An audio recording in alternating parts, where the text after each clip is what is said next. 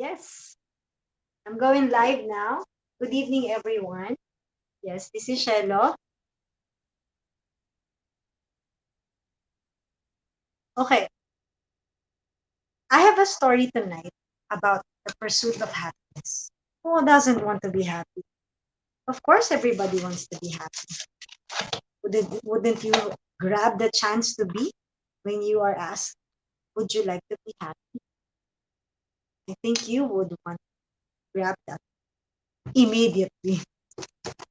Okay, and when you do that,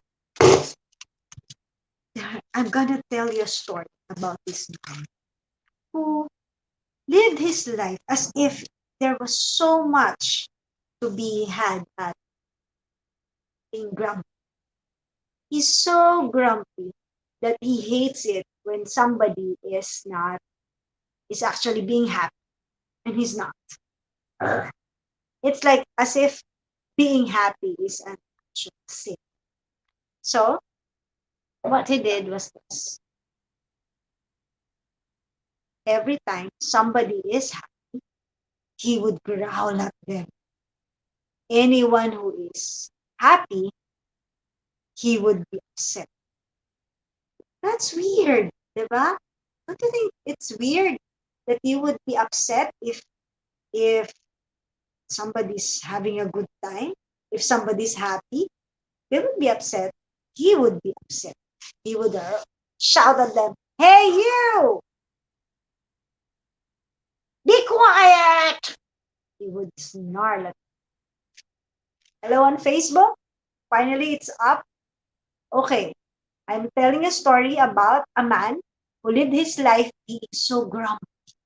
He hated it when somebody is happy. He just hates it.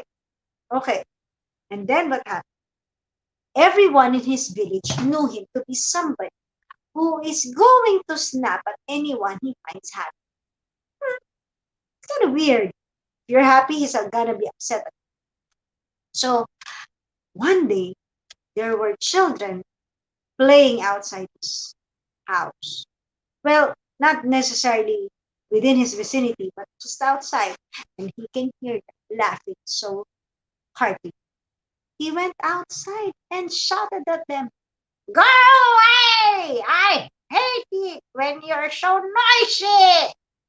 He was shouting at the top of his lungs. Nagagalit siya kasi masaya yung mga bata. Eh, so the children ran away. So nagalit siya kasi, di ba? Go away! So, yung mga bata, sabi nila, ano ba yun? Nakakatakot. It's scary. So he went away. And you know what happened? They were surprised when all of a sudden things changed. Biglaan lang. Somebody noticed and then he ran to the rescue. Something happened. The grumpy old man is happy. What? The grumpy old man is actually happy? Yes. And everybody started to come to him.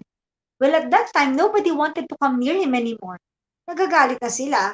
Sino ba naman gustong maging mapalapit dun sa tao na yun? Ang sungit-sungit niya.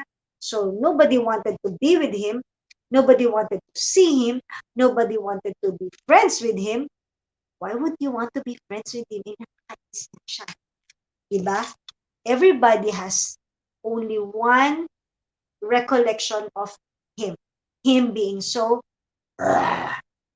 masungit, malagi na lang galit, hindi siya masayang tao kasama, tsaka lagi na lang siyang nagagalit pag may maingay, lagi na lang siyang upset. He's always upset. So, who would want to be friends with this guy? Why would I want to be friends with him at all? Diba? Oo nga naman. So, you know what happened? The day came when he was happy. He was smiling. Everybody, and I mean everybody in his village came over just to see him smile. It was such a big event, you know, from being such a grumpy old man. He was a jolly old guy. Well, he's still old, but he's different, and he's fun to be with, and he's smiling. Look, he's so different.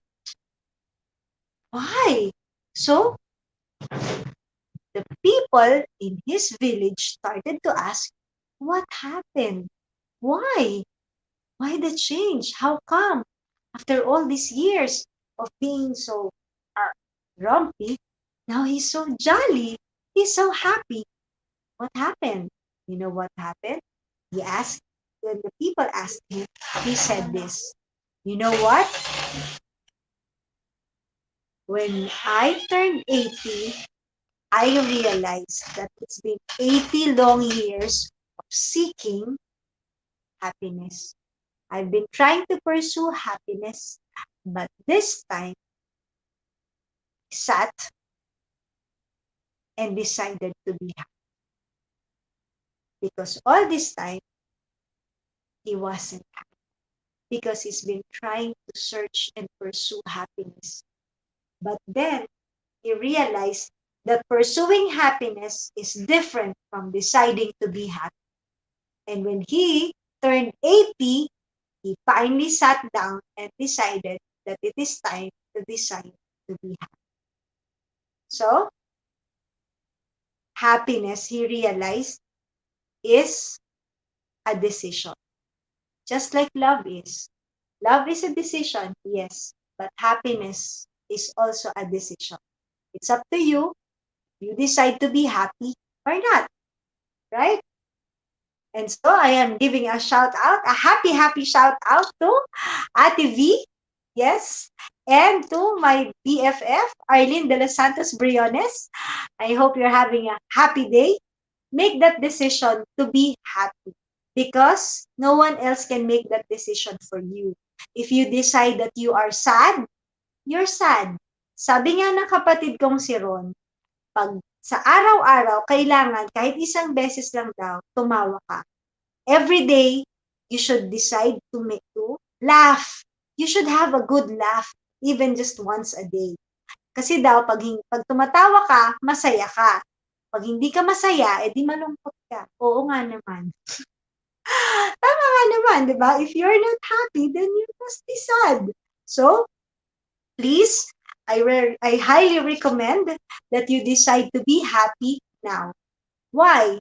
Because if you can decide and experience happiness, decide to be happy now and experience happiness now in this kind of situation, it's pandemic and all. Hello? There's a lot of reason to be sad. There's a lot of reason to be unhappy. But when you decide to be happy now, don't you think you can be happy at any time in your life, any point in time in your life at all. 'Di ba kahit na anong pagkakataon sa buhay mo, pwede ka nang maging masaya.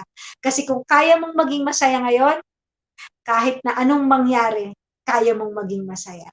You decide to be happy. And I hope you decide about it now. Because otherwise, that is one day of not being happy. Another day would pass na malungkot ka. Told you, life is too short not to be doing the things that you love. Life is too short to spend being unhappy. So I hope you decide to be happy now. All right? And for more happy experiences and happy stories, please subscribe to my YouTube channel, Shello Inspires, and I hope you get inspiration every day. Thank you. Good evening.